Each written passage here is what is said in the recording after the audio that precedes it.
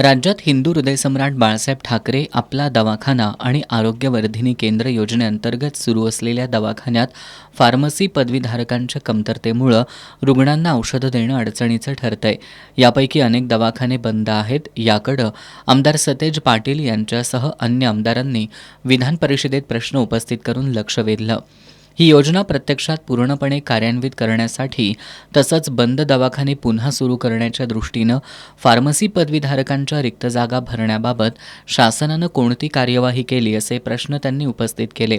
यावर खुलासा करताना आरोग्यमंत्री प्रकाश आंबेडकर यांनी हिंदू हृदयसम्राट बाळासाहेब ठाकरे आपला दवाखाना कार्यक्रम केंद्र शासनाच्या नागरी आरोग्यवर्धिनी केंद्राच्या मार्गदर्शक सूचनेनुसारच कार्यान्वित करण्यात आला असल्याचं सांगितलं.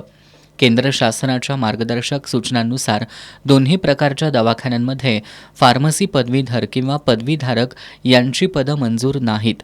या आरोग्य संस्थांच्या ठिकाणी कार्यरत असणाऱ्या स्टाफ नर्सच्याद्वारेच रुग्णांना औषधं देणं अपेक्षित असल्याचं मंत्री आंबेडकर यांनी सांगितलं. या दवाखान्यांमध्ये औषधं देण्यासाठी स्टाफ नर्स उपलब्ध असून कोणताही दवाखाना बंद असल्याचं निदर्शनाला आलेलं नाही असं त्यांनी स्पष्ट केलं.